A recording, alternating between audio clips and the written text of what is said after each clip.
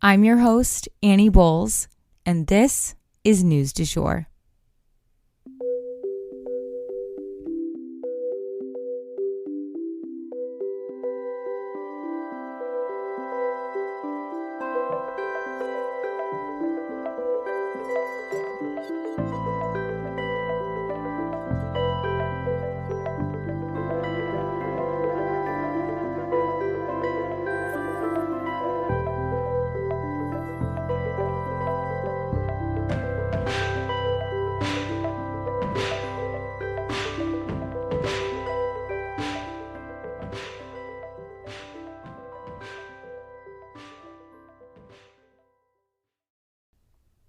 Hey everyone, and welcome back to the News du Jour. Happy Monday. Yep, I said it. Happy Monday. We are going and getting it today, you guys. We're not complaining. We're going to pull our shit together and go get this day. It's going to be awesome. You've got this. We're manifesting here. Anywho, we're getting into 3 mini stories and then some longer stories. I definitely have a lot of content here for you guys today, so let's jump into it. First up, more documents were found at Biden's residence. So, woof, the investigation continues, and I will definitely keep you guys posted. Our second mini story, Genesis, which was a former crypto lender, has now declared bankruptcy, falling in line with all of pretty much the major crypto organizations. And then lastly, for our mini stories, Alphabet, which is the parent company to Google, is cutting 12,000 tech jobs, which is in line with companies like Meta and Amazon and Microsoft. And we actually covered that last week. So if you want a little bit more in-depth look at what's going on in the tech industry and causing this kind of bust boom situation, head back to that episode. I think it was Friday, but double check in, the little description. Anywho, let's go ahead and jump into the longer stories for today. First up, I do have to issue a content warning on this one. This story involves a mass shooting. So there was a mass shooting in California on Saturday night in Monterey Park, California, that left 10 people dead. Basically, there was a ballroom with an event happening inside celebrating the Lunar New Year. This event had actually been put on pause during the pandemic, and this was their first year back, so people were really excited, and it was especially packed. After open firing into the crowd, it seems that this young man was disarmed by the crowd and then fled.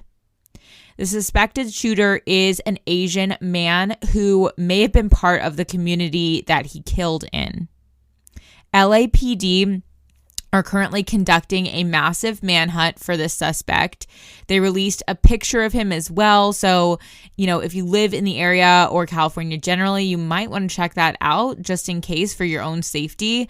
Initially, they were looking for a white van that was connected to the crime, but they found the van that they were looking for and have not found their suspect. The police and bomb squad basically surrounded the vehicle and were able to obtain it without incident. This shooting is one of the deadliest shootings in California history. There are only 3 on record that were worse than this one, according to Reuters. But in 2022, just last year, the U.S. alone had 648 mass shootings just like this one, killing almost 4,000 people, according to the Gun Violence Archive. That is almost 2 shootings a day on average. To say that we are desensitized to this is an understatement. 6,000 children in the United States were killed by guns generally in 2022 as well, according to The Hill. And this incident is especially heartbreaking given that it occurred on the lunar holiday, which is the most important holiday of the year in a number of Asian cultures. This community deserved to be celebrating in peace. Our heart goes out to all those affected by this violence. Next up for today, Russia seems to be fuming over the military aid to Ukraine. So Russia's leadership put out a public message that anyone helping Ukraine in the form of military aid is risking their own destruction. And that's us. Hi. And pretty much all of the West as well. And we are kind of all kicking up our support as of now because Ukraine is making so much progress and they need further support to finish the job. The Russian leader said that more weapons from the West could cause, quote, global tragedy that would destroy countries. Supplies of offensive weapons to the Kyiv regime would lead to global catastrophe. If Washington and NATO supply weapons that would be used for striking peaceful cities and making attempts to seize our territory, as they threaten to do, it would trigger a retaliation with more powerful weapons, end quote. Yikes, right? I mean, the bravado continues, but, it's hard to tell with Russians whether these are empty threats or not. Anywho, Poland is part of NATO, which is considering sending tanks to Ukraine, which Ukraine has been asking for quite a while. So that's kind of the newest on the front of, military weapons being sent to Ukraine. We'll see how everything shakes out, and we'll definitely keep you guys posted on the war. And next up for today, Alec Baldwin charged with involuntary manslaughter. Okay, so if you guys remember, back in October 2021, we covered this at the time, but I'll walk through it in case you weren't a listener then or you just need a refresher. Alec Baldwin was starring in a Western called Rust. Think prairie, tumbleweeds, and a giant bare wood church. Oh, and guns. There were a lot of guns because what is a Western without guns? Well, there's an entity on a film set that's called the Armory. And the Armory supplies all the faux weapons, which sometimes are just real weapons with safety features put in place to make them more of a prop. Alec Baldwin, obviously the star of the show, was handed something by an assistant director, one of those weapons. He pulled the trigger during the filming, and it was actually a real loaded gun with live ammunition that killed a cinematographer, Helena Hutchins, instantly. So obviously an investigation was launched to see who knew exactly what, when, and who was responsible. And it was discovered that things on this film set were messy, to say the least. A lot of the underlings had not been treated fairly or paid, and a number of them were considering a strike. So could these ill feelings have been motivation to someone to intentionally load this gun? I mean, at the time, it seemed potentially true that someone could do something like this. But now that more information has come to light and charges have been made, it seems unlikely given the direction that the police have taken things. Alec suddenly finds himself charged with involuntary manslaughter, despite many in the film industry defending him and kind of trying to explain how a hierarchy on a film set works. And it definitely seems that they're trying to set a precedent and make an example out of Alec. Here is what the special prosecutor had to say about it. Quote, "We're trying to definitely make it clear that everybody's an equal under the law, including A-list actors like Alec Baldwin. And we also want to make sure the safety of the film industry is addressed and things like this don't happen again." End quote. And maybe after this incident, actors will be more hesitant to just grab a gun and start firing on set. The armorer who we talked about earlier is also being charged with 2 counts of involuntary manslaughter. The man who handed Alec the gun was an assistant director who agreed to a plea deal for negligent use of a deadly weapon. Hilaria, who is Alec Baldwin's wife, with a famously fake and pretty bizarre Hispanic accent, spoke to reporters outside of their home, begging them to leave her family alone. Alec will obviously fight these charges and he may even win. But either way, it sends a clear message to Hollywood. If you kill someone on set, you will be held accountable.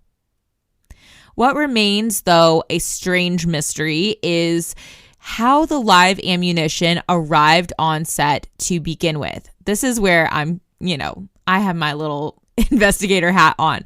The police department claims that their investigation was unable to answer this question, but it smells so sus to me. Someone had to have brought the live ammunition to the set. So who was that person?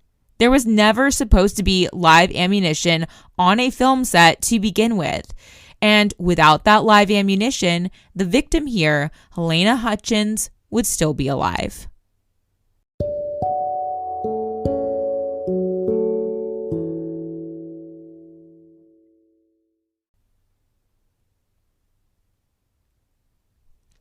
And last up for today, a judge orders Trump and his lawyer to pay $1 million for wasting everyone's time with a series of bogus lawsuits.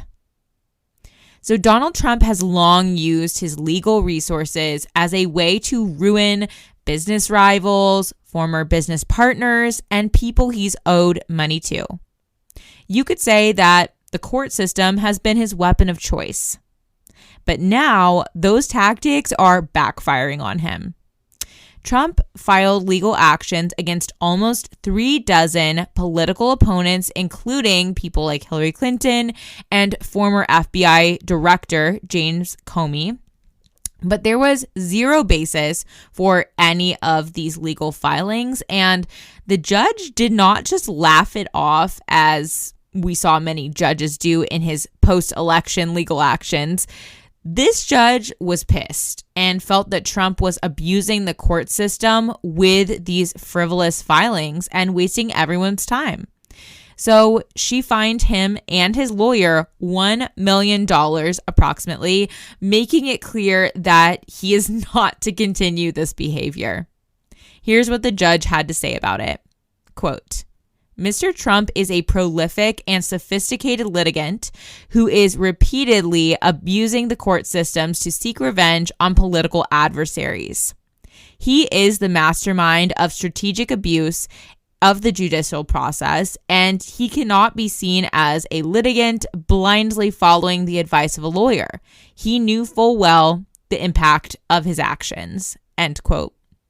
And she went on to say that Trump's lawyer's claims were, quote, categorically absurd and, quote, without regard to facts, end quote. And that is the news du jour. Today, I wanted to leave you guys with the quote, to lose your patience is to lose the battle.